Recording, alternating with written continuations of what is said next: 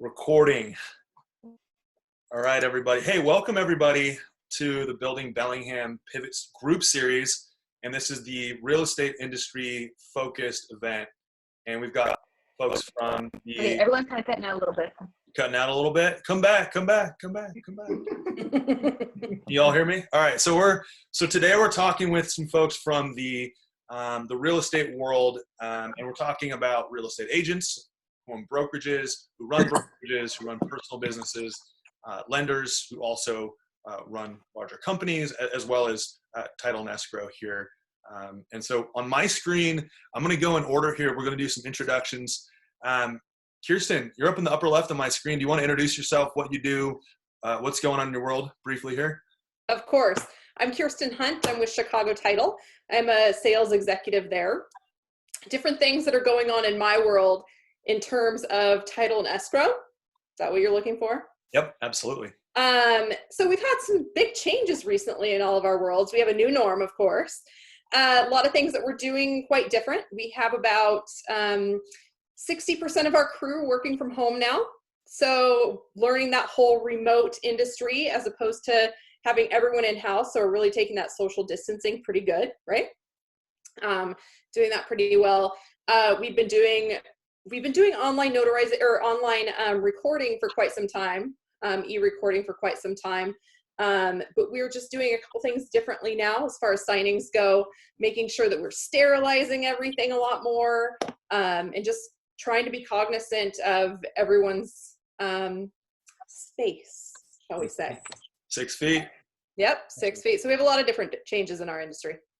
Awesome. Thanks for joining us today. Kina, you've been on one of our panels here before. Welcome back.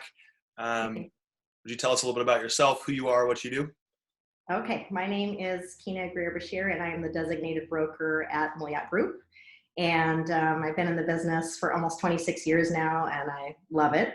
And there's been some changes in our industry, as I'm sure Brandon will share as well, just with social distancing and kind of beefing up our virtual tours and making a platform for people to be able to search for property online. Our offices are currently closed, but we have agents that are working from home and ready to serve people. Awesome. Bottom left in my screen is Mr. Brandon Nelson. Tell me a little bit more about who you are, what you do, what's going on in your world. Hey, Leo. Yeah, my name is Brandon Nelson, and I have a small independent firm. There are 8 of us at the firm, 6 agents and 2 admin, Brandon Nelson Partners. And I got in the business in 2006, and so this is my second official sort of pivot or downturn or shift in the market. If there is a downturn coming, I haven't really seen it yet personally. I'm certain it's coming, but I haven't seen it yet. But yeah, the thing, I mean, I would wonder if Kina has had the same experience, but in my 15 years or so in the business, it's never really stable for very long. It's always changing in some way. Either the MLS is throwing new rules at us, or there's disruptive companies coming into the picture, or there's an upturn or a downturn or this or that. And then that's one of the reasons I love the business, because you have to constantly be pivoting and shifting and recalibrating. And so that's kind of what we're doing right now. And it's been fascinating, completely fascinating. Absolutely. Yep. Well, thanks for sharing. Thanks for joining us. And Mr. Dustin Bromley, headset man. Oh, yeah. I just came off a pretty solid Call of Duty tournament. That's really that's not what's been going on in our life. I think it's funny, Brandon, you reference all the change, and I often joke in the mortgage industry, I know it's similar in all of our industries, that many of us are change addicts. Definitely dynamic businesses where you can always expect the unexpected. Of course, I would say this is a little more unexpected than most of the ththings that we unexpect. And we are dealing with a lot of uncertainty in the mortgage industry. We're still having record months. Everything's been really good. I am amazed by how many people are willing to continue to see the value in the real estate market, especially, I can only speak locally to Whatcom County. I mean, we have the statistics and the numbers, but I'm just more interested in what I'm seeing and what I'm feeling. And And it does feel like people are still out there purchasing homes in this market. And for most certainly the refinances are still happening, but that's all happening against a backdrop of a lot of economic uncertainty that we have to lend into. And so from an industry perspective, we are just dealing with sort of the reverberations from that each and every day. And that's kind of where we're at. Awesome. And you're with Caliber Home Loans, and tell us. Oh yeah, introduction. Caliber, yeah. Sorry, I just dove right in. My name is Dustin Bromley. I'm with Caliber Home Loans. I'm the branch manager here in Bellingham, Washington. Caliber is a national privately owned mortgage servicer.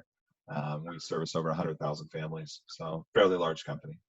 Awesome. Thanks for joining us. And Carmen. Yes. Hello. Yeah. Carmen. Yeah. Hi. Carmen Denson, Umpqua Bank. I do mortgage lending as well, like Dustin. And yeah, I mean, I'm working. In an office. I'm a paper person, so that's been a big adjustment. I'm really probably a 90-year-old person in a 39-year-old body. So I'm grasping on there.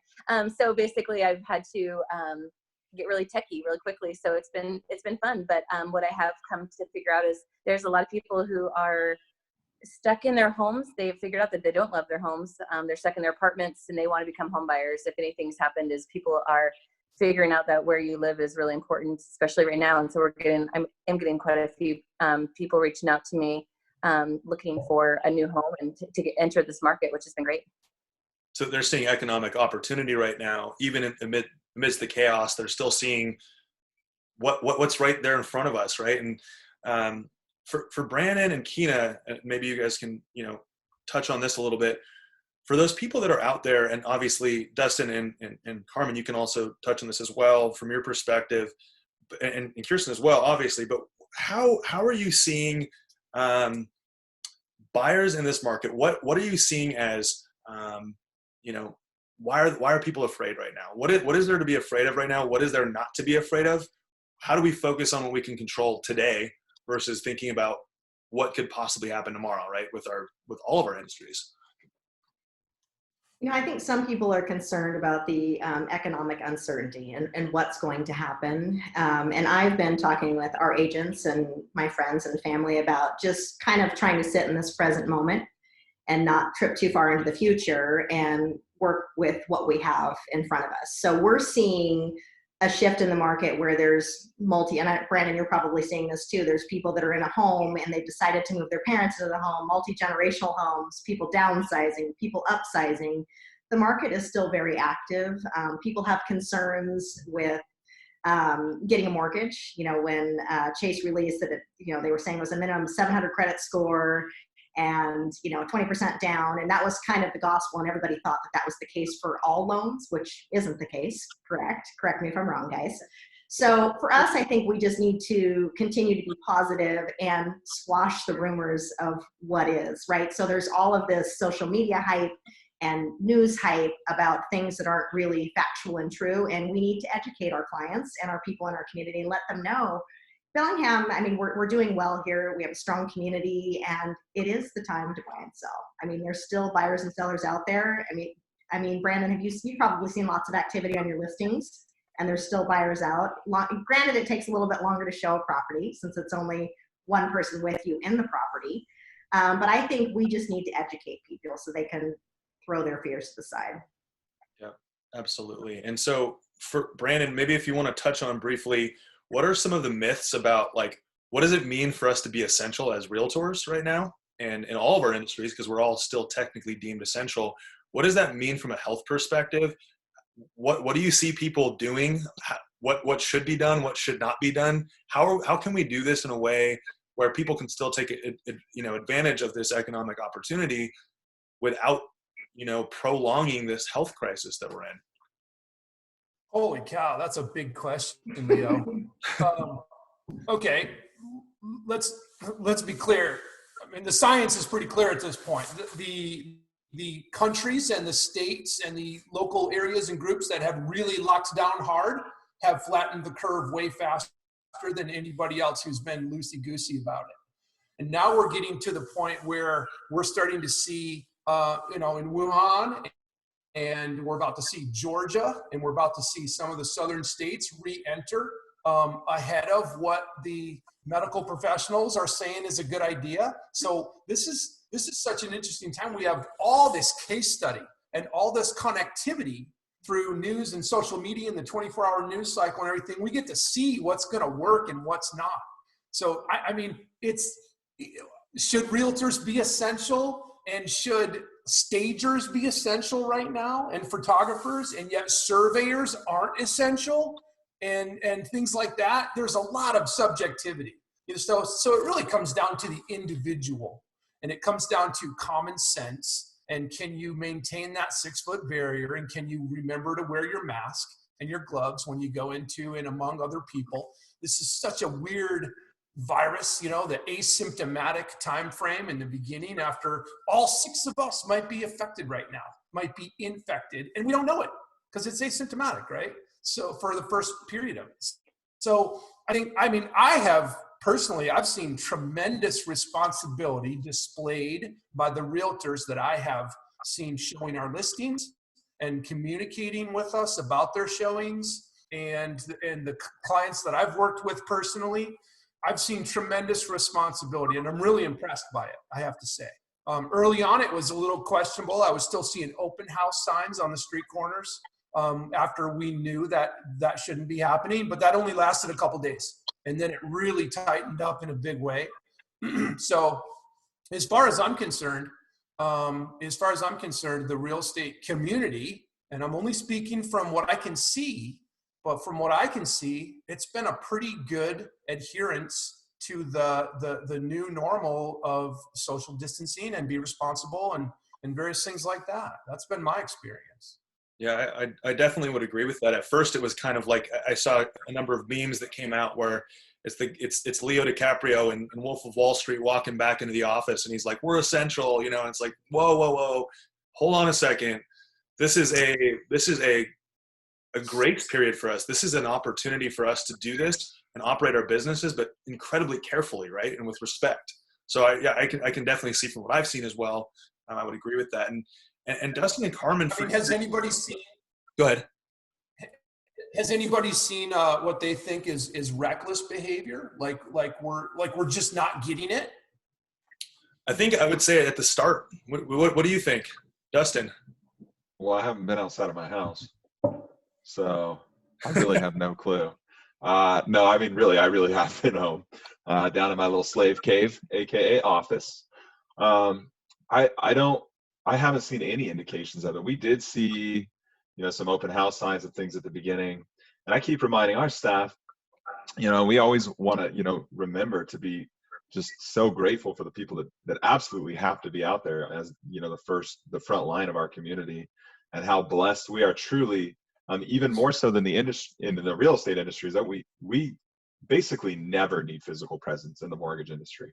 It is really just not required. And so we are able to work from home as much as possible. We're also deemed as an essential service and an essential industry. So we could be out there, we could be at our offices, but we really took a stance. And I would say from what I could see, financial industry took a stance and said, hey, we have the capability, we have the technology to work from home. We're going to do our part responsibly and go ahead and be working from home. Awesome. So you took it immediately. Well, first of all, you have the ability to, and granted, for Brandon and Keena and I being in the real estate world, there are ways like virtual tours, video, FaceTime calls, whatever it may be, that we can adjust. But there's an element to what we're doing that is truly necessary to be in person. Would I buy a home sight unseen? If it was a rental property and all the numbers made sense and I had someone on the other end that I trusted, and there's a million different items on a checklist that would have to go into place to do that. So it makes it a challenge for sure. Carmen, what about you? How has your world shifted from, meeting people in person, printing out pieces of paper, and having to go to a world of like pretty much everything's online and everything's over the phone or Zoom? So it's been a big adjustment, kind of to go back to what I said a little earlier. I'm probably one of the loan officers at my company that meets with people face to face the most. It's just, for me, it kind of gives them an idea to get to know me, to trust me. I find my transactions go smoother when I get to meet with people face to face. So it's been a big adjustment. I'm, getting techier, which has been great. But the one thing that I've really enjoyed, the big correction I think that we had was we're not, I'm not finding realtors are showing people houses unless they've been pre-approved. And I'm really liking that because it's not getting people excited about a house they can't afford. It's not trying to make offers where people need a little bit of assistance to get pre-approved for that house. It's kind of making us go in the correct order that we should be. And so that's one thing that I really kind of do hope after everything does kind of, once we go back to the new normal, I do hope that we don't lose sight of that. We continue to do that. So that's been a great part for me. Awesome. Yeah. So basically what you're saying is that this has forced us, it's kind of consolidated this business and saying, technically I cannot show you a property unless you're pre-approved. And I know on our listings, and Brandon and Keena, I'm sure you guys have had the same situation, but I'm requiring that I at least get a verbal from the lender. I get a verbal or a pre-approval letter prior to showing. It's important because you want to make sure that you have the least amount of people going through there. And I don't mean we don't want to have the least amount of traffic, but we want to have the people that are serious. We don't have, tired people, right? We don't have more opportunity to expose, right? It's a very intentional way of doing business. And I think that that's something that we've all had to pivot to do, is to be a little bit more intentional with our time and our reach outs. Absolutely. And Kirstin, for you, being in title and escrow, what has that world been like going from, those in-person signing appointments and to other opportunities to, streamline the process or really thread the needle? People are probably afraid if they're under contract or just going under contract, are they going to be able to close? What does that look like in your world? Yeah, I mean, we are still doing signing appointments. Only essential signers are invited to the appointment. So as much as we love to have our lender and our realtor partners come to signings, we really do ask to just have it be the signers. So, you might see masks on people, you might see gloves. You're definitely seeing a lot more sanitizing involved. So we haven't changed and pivoted too much on that regards. And people are being pretty open and okay with that. We've had a lot of questions in regards to Canadians being stuck at home, right, across the border. And what does that mean for signing appointments? So we have had that question come up a lot.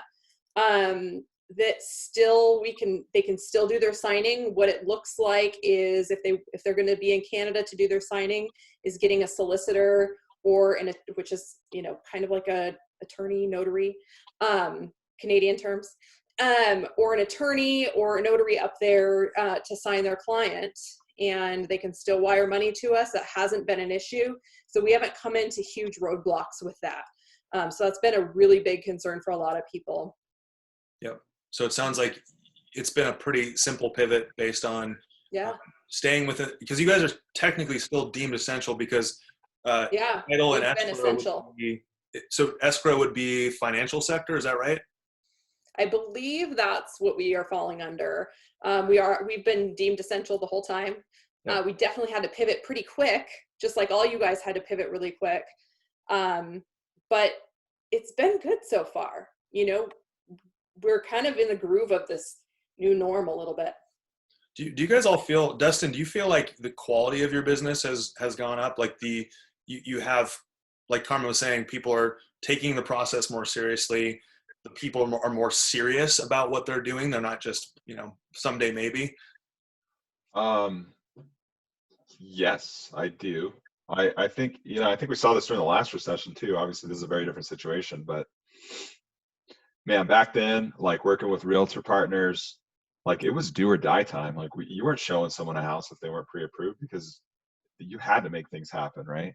And I think everyone's a lot more intentional this time around too.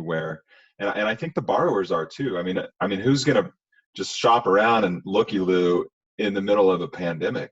I mean, it's like, hey, I got to find a house, I got to get pre-approved, I got to buy a house, and I got to close a house, and I got to move and get it done. Yep. Right? There's a very like, this is what we need to do in order to make this happen. It's not just like, hey, I'll think about it and maybe. I mean, anyone that's reaching out for a pre-approval right now or looking out to inquire about buying a house, I feel like it's probably a pretty serious inquirer. Yeah, got it. I get mixed up on those two. Don't worry. I usually just try not to say them.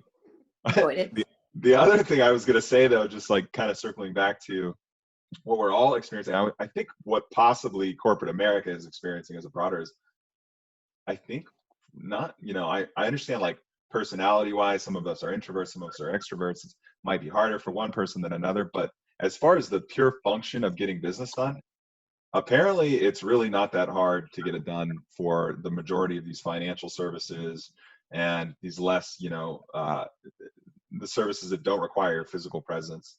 And it's going to be really interesting to see what that does to the office space market across America over the next 5 to 10 years, of just kind of all these different things. So I've been fascinated with really how easily our team did adapt, and how, we use Microsoft Teams. I didn't even know we had Microsoft Teams until I was researching how we could go home. It turns out my company's been providing it for the last 5 years.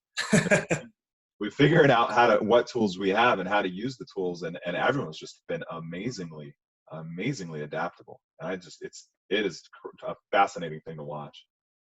Does anybody else have, just quick intermission, does anybody else have Zoom fatigue right now? Like, I just want to give somebody a hug right now, Yeah. Oh, That's all you can do. Hug the computer. Yeah. So for those of you that have, everybody's running a business just to some different degree, whether it's your own business or managing other people.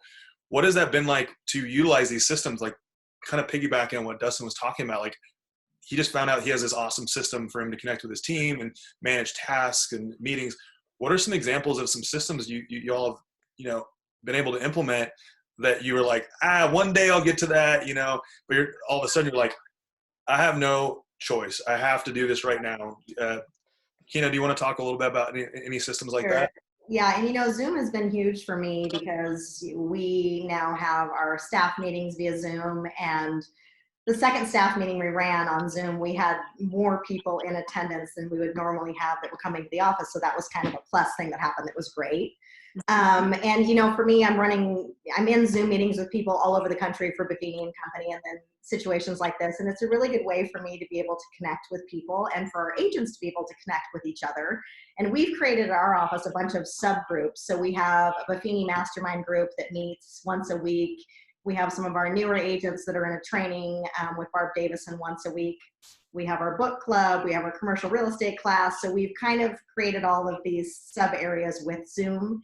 And it's also been great to kind of walk people through their contact management. So whatever CRM they choose, just making sure that everything is getting loaded and that they're touching base with clients. Video in general has been huge for all of us, sending out videos to clients and friends. We're playing, trivia on Zoom, and it's all just seems to be this computer generated idea, which is great. It's working for us, but it's hard for people that are incredibly extroverted like myself to not really be able to see people. And so I'm kind of supplementing that with Zoom, and I do get Zoom fatigue sometimes because it's a lot of just looking at the screen, and it'll be a great day when we can all hug each other. That's all I can say. And there's some people out there that are just excited because they don't have to hug people. That's right. Like Ben talked about how he was happy to not have to hug any or handshake any. Dustin. I'm in that crowd. I'm cool. I feel like that's you for sure. I'm totally fine. Yep. Yeah, there's no need for me to go. In fact, we were home, I think, a week and a half before the shutdown was, because we knew we had the capability and we wanted to encourage it in the office. We had all of us I don't know. I don't want to meander down that path. It's just really impressive to me to watch what people have achieved. If you had talked to people about this in January, be like, no way. We have people in our office that are like, yeah, I'm never coming back to the office. Why? So it's such a dramatic transformation, and this kind of collective shared moment that we're all having where, we're witnessing things that just would not have happened, like the mobile notary, like the e-notary, really being pushed forward, and all these different dramatic changes that are happening at such a rapid pace because of this is a positive side effect of this whole situation. Yeah, and you're talking about adaptability, and I know in the past we've been hyper focused on intelligence and how important that is, and then we started finding out about the emotional intelligence and how important that is. But I've been reading a lot about adaptability, the adaptability quotient. How important is that in today's day and age, as we're like just exponentially growing and speeding up, and especially with all of us change junkies here, how does how are you guys feeling about the word adaptability? What does that word mean to you? Maybe Brandon, do you want to jump into adaptability and what that means? I think it's a quality that obviously it's an important quality, but it doesn't exist by itself. It exists in tandem, and it's important to develop it in tandem with one of the things that I'm seeing a bigger need for is the ability to extract the signal from the noise. Because now there's 50,000 Zooms that you could jump on, and there's web. I got cold called today by a big national real estate franchise. Hey, we're going to do a webinar, and we're gonna talk about how to manage this COVID crisis. I'm like, you don't say. Yeah. Oh, gee. It's just. I'll be right there. Right. Exactly. Oh, how novel! What a great idea. So much noise. There's so much freaking noise. And when everyone is going in one direction of, oh, let's get more digital, how do you differentiate yourself? Maybe by being more human, maybe by not jumping on. So adaptability is, it's important, but it's also an opportunity to maybe take a left turn when everybody's turning right. It's just one perspective. Absolutely. Yeah. Yeah. Dustin, what about you? Adaptability? Yeah. Yeah, we kind of use that as a tenet phrase. It is definitely becoming more of a buzzword. Mm-hmm. Well, adaptability, in my mind, is the ability for you to reset expectations over and over and over and over and over and over and over. And that's what we're dealing right now without becoming emotionally involved. It's the ability to sort of, distance yourself from the emotions of the situation and just quickly be able to reconcile with the reality of the situation and move forward based on the new details of what your situation is. And I would say it's hugely important. If that's the question, I would say it's always been hugely important, but as Brandon mentioned, life is moving at a faster and faster pace. And one adaptation, and I would say is what I would talk about what Brandon was referring to, that we do need to make to be successful is to really be, what did you say? I wrote that down. Extract the signal from the noise. Yes, that makes 100% sense. That is a great quote. Like, I'm going to take that one back, make a little definitely not my quote. Okay, that's okay. We can still credit you. You got it from me, for sure. It's your quote as far as I'm concerned, Brad, but that's exactly right. I mean, there's fires burning everywhere. Which one do you need to aim the fire hose at?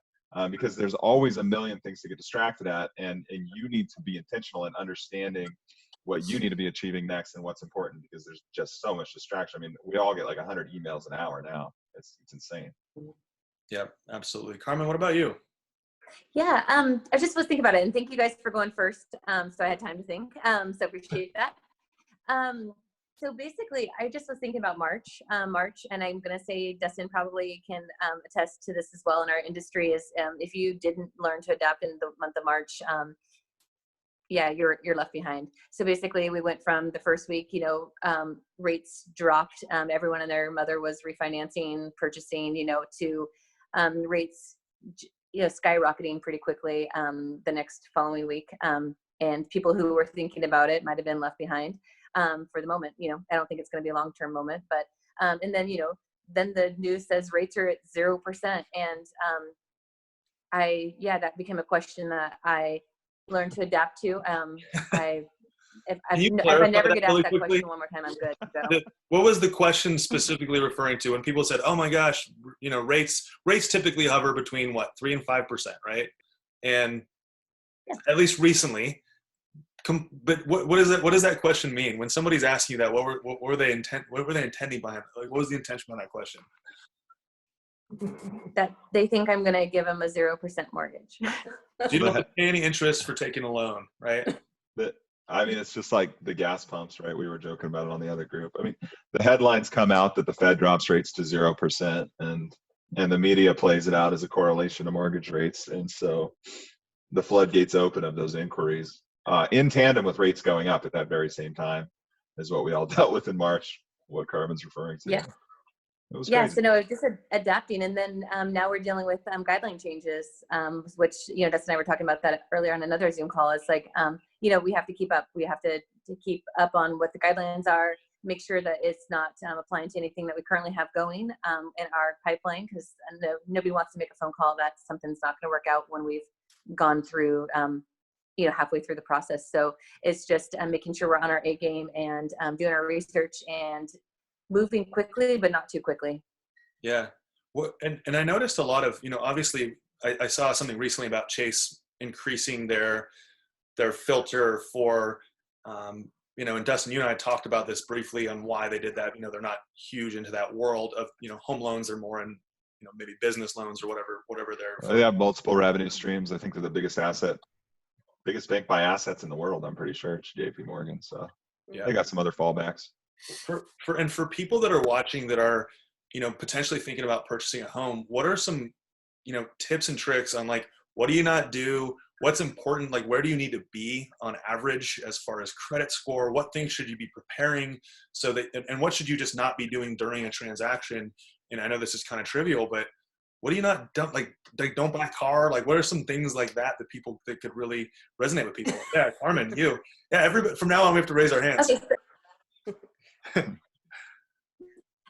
So I just want to say, like, the one thing I really would love to make sure that anyone's watching this is, if you are thinking about doing a transaction, you are in the middle of a transaction, you even drove past a house and it was for sale and you liked it, I don't care. Just please be communicating with your loan officers or realtors about your job situation. I know there's no shame in it. Everyone's dealing with it. I don't have just one client that's lost their job. I have 50% of my clients have lost their jobs right now. So, but not letting us know, not communicating that you've lost 20% or 20% of your hours, 50% of your hours is not going to help our situation. It's just going to prolong the inevitable.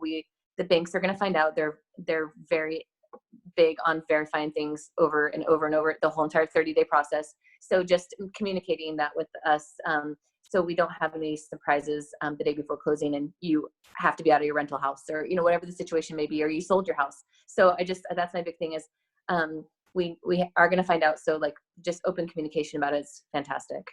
Communication's huge. Can I add something to that real quickly, Leo? Yep.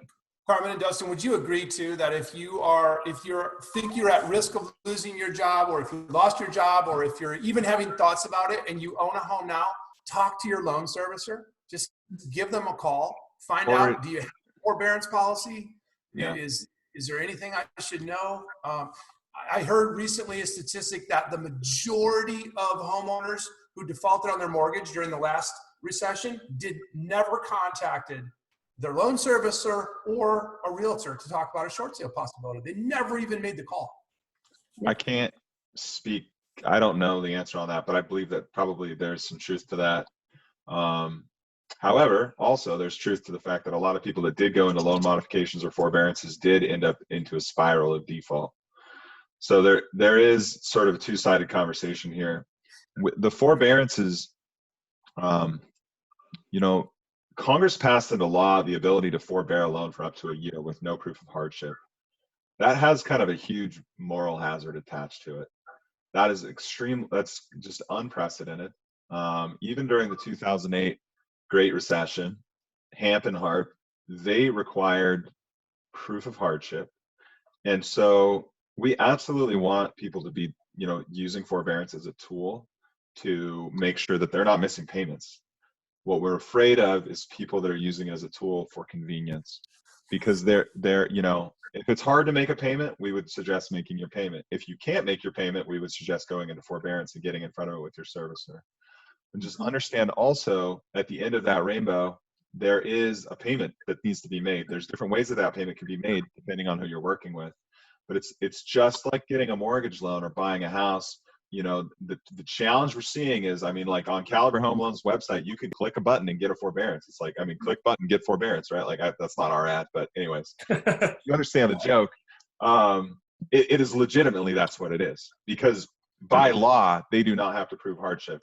We feel like that's a little too easy, and some people are going to end up strategically going into forbearance and get jammed up into a strategic default.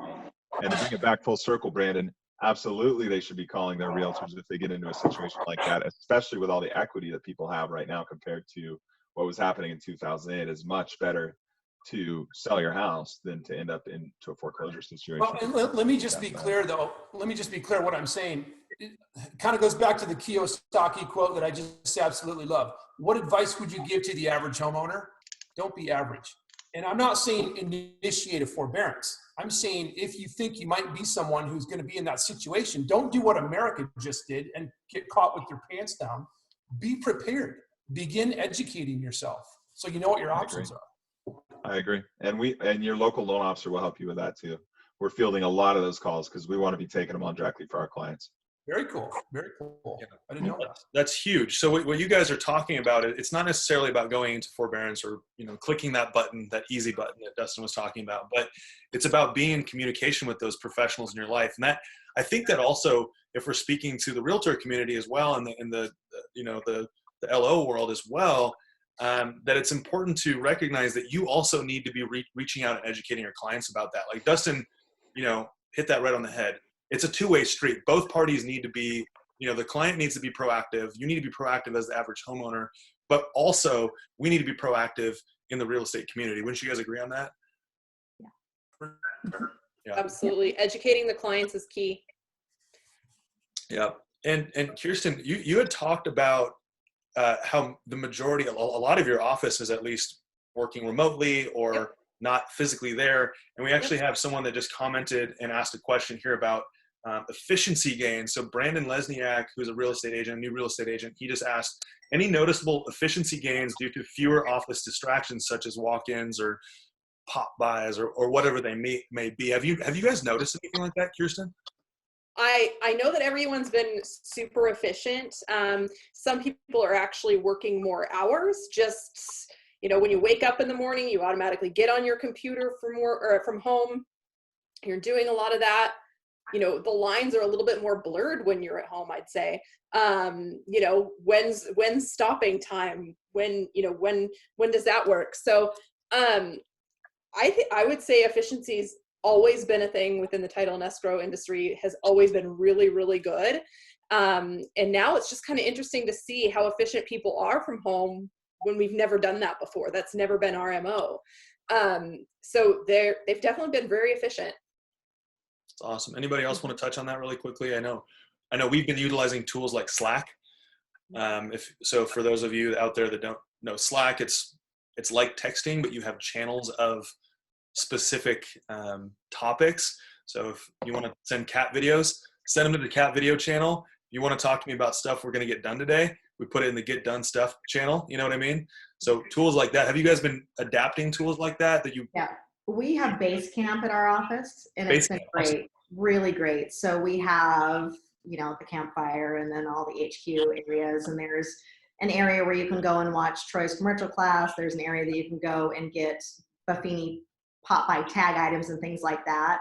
And it's been really great because when you're in that platform, you can send a message out to everyone. And then if anybody needs, all of our Muljat Group logos, our canned photos, everything is there.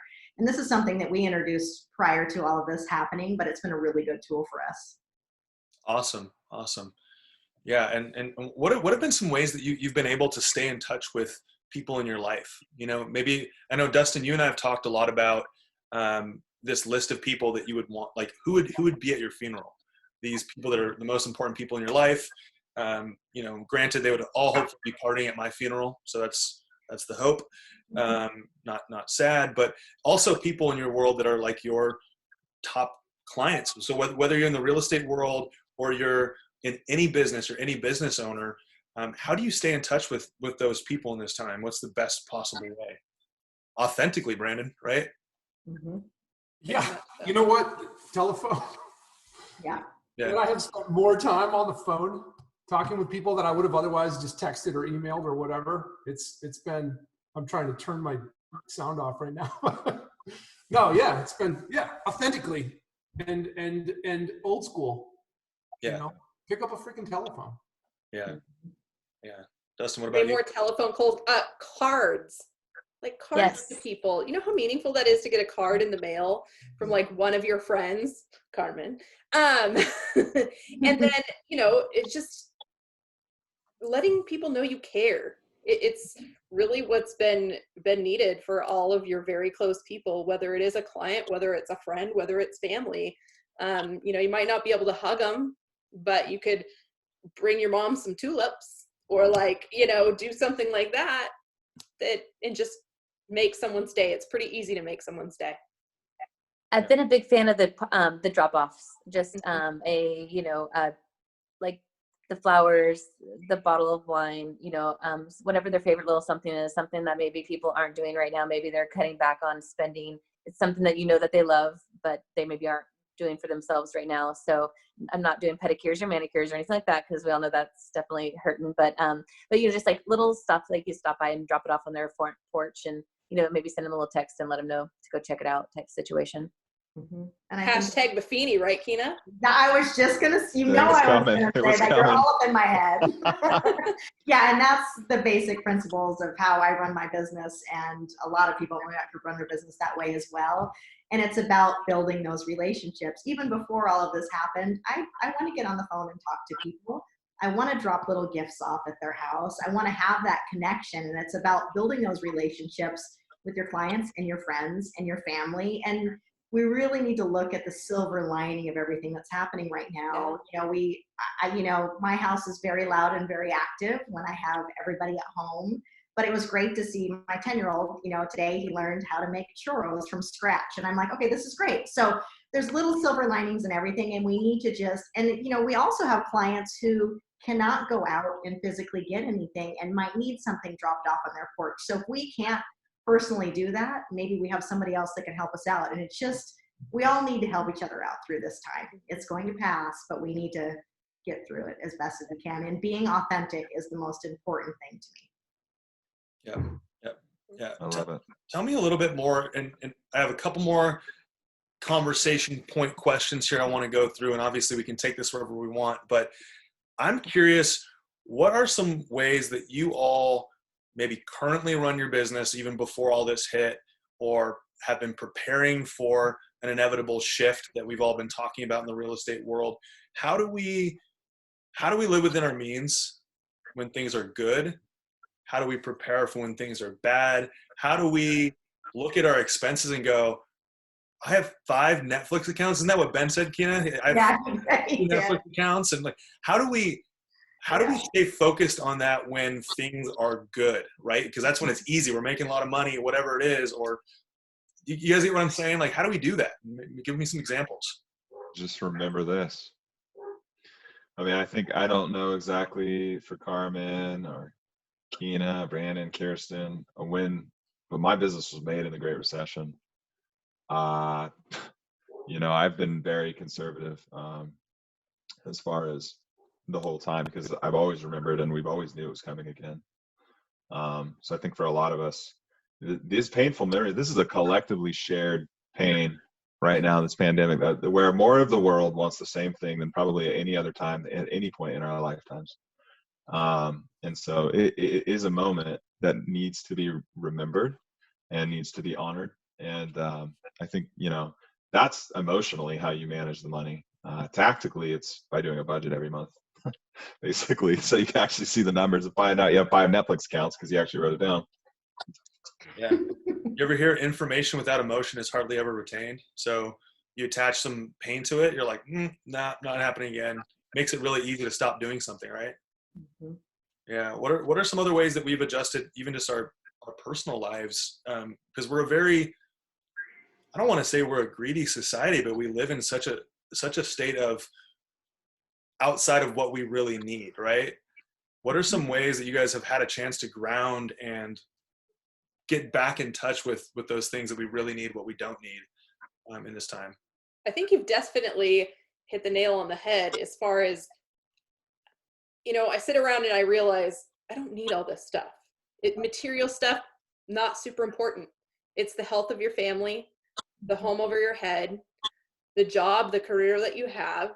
I've definitely cut back quite a bit on spending stuff. I was actually going to, right before this, I was meeting with people to do a full-blown kitchen living room remodel, right? Definitely putting that on hold for quite some time, just making sure everything's okay. It's been an interesting thing. I learned more patience in this. I've learned a lot more patience during COVID-19. even just from being out and about, you know, doing deliveries, doing anything that way that needs to happen, different banks and stuff. You never know what someone is going through that you're speaking to. And you don't. And that's kind of been one of the things that I've had to keep in mind too. That's just really stuck with me recently. Mm-hmm. Patience. That's huge. Mm-hmm. We're so caught up in being in the middle of our business and rushing through our day. Kina, tell me a little bit more. What's it been like to be a little bit more present at home with your family and all of the endless churros that you have now? The churros are really off the charts, so I might hand deliver some of those to you and leave them on your porch because they're pretty great. Yep. Yeah, it was great. Done. So yeah, no, this has been an interesting time for me too, and I'm the positive Pollyanna, looking for the silver lining. And the first thing I did when all of this started to shake down, you know, I pulled my my daughter out of school a little bit early because she's in a special needs program, and I just wanted to make sure she was at home with me. My older kids were in it till the end. And so basically what we're doing on our end, I always think about making sure that we are physically and emotionally healthy in times like this. So self-care has been really big for me, and it's something that I've kind of sucked at in the past. So I've mapped out this chart with my kids, and I'm actually doing an Apple Watch competition with my niece right now for fitness. So I'm walking 2 to 5 miles, probably 4 to 6 days a week. We're cooking everything at home. I'm showing the kids how to cook things that they didn't really know how to cook previously. We're spending more family time together. There's all sorts of different things that are happening now that are a blessing.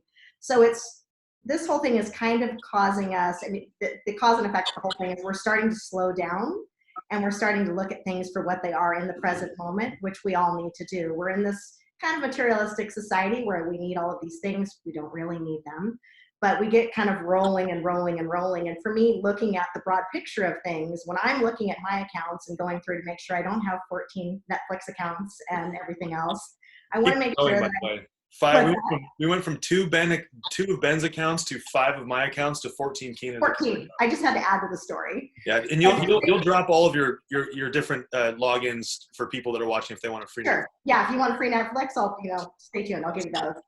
But just making sure that you have at least 3 to 6 months of your salary in a slush fund. For me, I've been putting more money against principal on my rental properties because I want to make sure that I'm paying those down early. Thank you, Carmen, for the tip on that. So it's just about, pivot is a big word we're using at our office, pivoting and adjusting and taking care of yourself and just connecting with other people. There's a lot of people that need a lot of love right now, and you can give it to them by just reaching out. Yeah, awesome. Brandon, what about you? So the big thing that, pull my microphone away. The big thing that I'm hoping comes out of this is more attention to preparedness and more attention to a broader spectrum of education for our kids. So like what we've been doing at home is, and we've been doing this for a long time, but my parents didn't talk money in front of me. And I said, man, I'm not going to be that way with my kids. My kids are going to be comfortable talking about money. They're going to be comfortable talking about big sums of money. We've had a monthly investment account with the kids since they were old enough to look at a computer screen, and every month we check it. We go, look at this. Look at these 2 lines. Here's what we've invested. Here's what it's grown to. Now look what it's done. Let's talk about why it's done that. And when my 7-year-old daughter 2 years ago said, hey, Dad, when someone sells a house, how much of that money do they get to keep? I was like, what a brilliant freaking question, right? So I'm bragging on my daughter a little bit, but I think I really hope there is a lot more general awareness in every household about how fragile a situation it is if you don't have any money, if you don't have any money put away. And what do they say? The average household has like $400 in savings or some crazy thing like that, or 80% of Americans have $400 or something. I mean, it's a horrible situation. I feel bad for it, but it's also a choice. It's also a choice. And it's a choice to certainly infuse the next generation with the knowledge to prevent that from happening, right? And by making it just part of the vocabulary and part of the conversation over dinner. So we've been doing a lot more of that. And to my wife's credit, I mean, she's been running at 8:30 school starts, and it runs until 3 o'clock every weekday. so she's not letting them get off their school schedule and their training schedule as well. They've got trainings every day and everything else. So for their sports that they can't do right now. So, that's been important in our household, and it's been incredibly rewarding. And as far as myself, this work from home thing was novel for the first 2 weeks. I freaking hate it.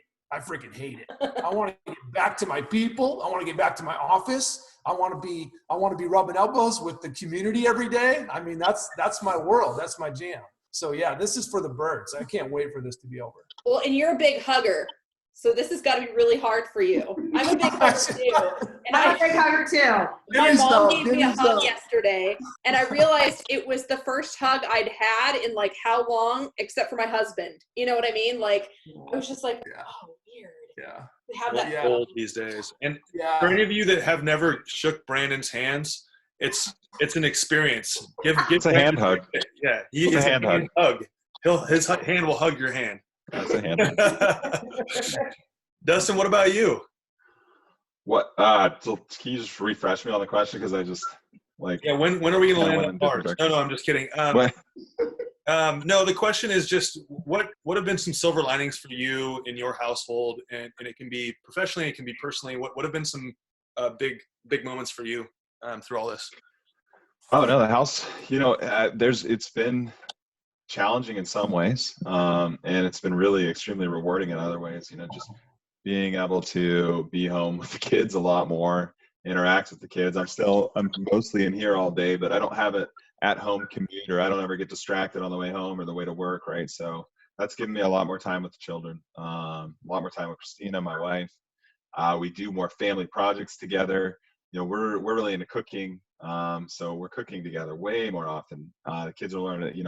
I'm seeing, like, it's really interesting. You think about like home ec, right? That's not a subject that's taught anymore, but it's like such a critical life skill to know. And like I can tell you, the kids are at least 30 times better at doing chores than they were before, and it's really cool. It feels like the community of our household is functioning better than it's ever functioned in since I can remember.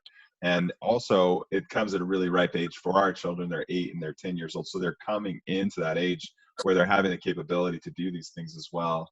And I just feel like we're going to look back at these times as some of the tightest bonding times for our family, probably ever. Like, it's probably the last time for our 10-year-old. They'll go back off to school. Of course, there'll be summer vacation and different things, but then boom, before you know it, they'll be gone, and the 8-year-old will be gone. And these times are just like a suspension in time, and it really is in a lot of ways something magical.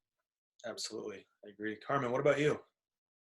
Yeah, I would say my best, or the silver lining for me, let's just say, is my 20-year-old is home for the most part. She doesn't live home with us, so we get to I kind of have that empty nest problem, and Dustin, it's going to be there before you know it. It goes very quickly. So it's just been to have the kids home. Now it's for the most part almost full time, which has been fantastic.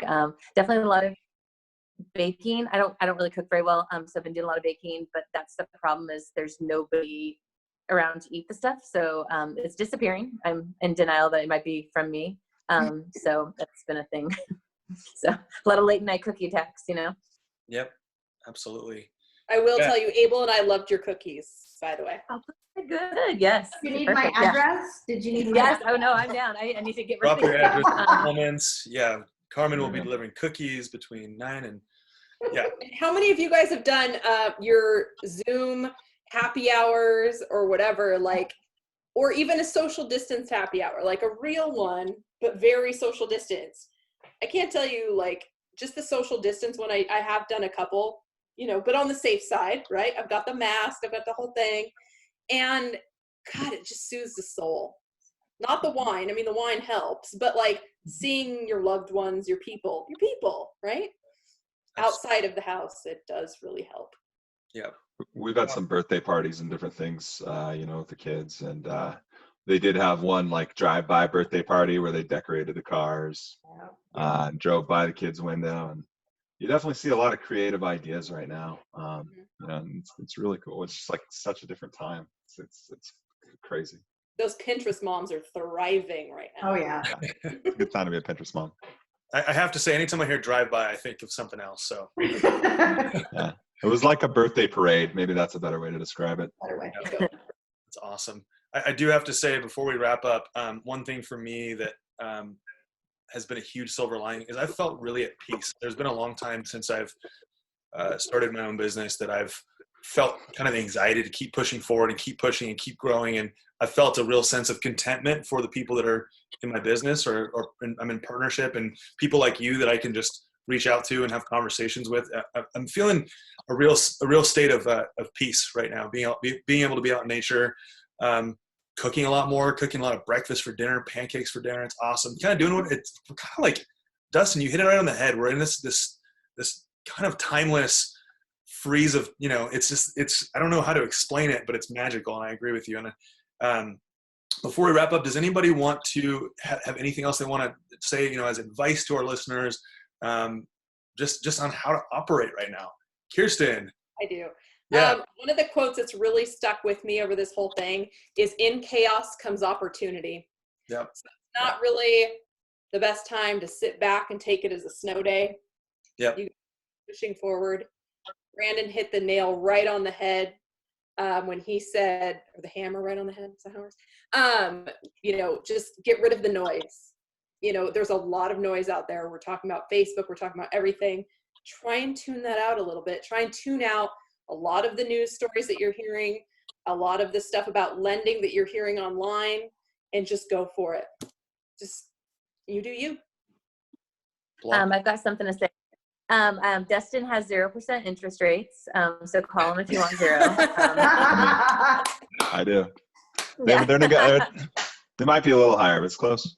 It's close. Yeah. It's awesome. Yeah, Well, you don't have to have 20% down to buy a house, but I really appreciate that rumor. That was a nice one, actually. That works for me. Yeah. So, but yeah, just, that's the only thing I had to say. so to wrap it up, Dustin's got 0%. Carmen's got cookies. Keenan's got churros. I get it. No. And I'm over here drinking wine on Zoom. I would say that's all relatively good things, right? Yeah. Yeah. I got a question for you. If a glass of wine gets drank on Zoom, does anybody know about it? Oh wait, that's the wrong joke. Never mind. I think the answer is yes. Yes. All the Zoom people definitely. And does anyone ever think when you hear Zoom, all I want to do, Yes. all I want to do, I do that every time. What are you talking about? Shake the room. Yeah. Mhm. Well, guests, all of you wonderful people, thank you so much for joining me today on the Building Bellingham Pivot series. Thank you for continuing to just radiate positivity and continue to take steps moving forward and just being leaders in your industry. And thanks for always just making some time for conversations like this. I appreciate you all. And what I'll do is I'm going to go ahead, for all those people that are watching, I'm going to make sure if you would like to get in touch with any one of these people for any one of these pieces of the conversation, they will have content for all of you and links to all of your bios and all of your websites and whatnot. So I appreciate all you awesome people, and stay healthy out there. Thanks for joining us today. Thanks. No, brother. Thanks, everyone. Take care, you guys. See you later. Thank you. Bye, everyone.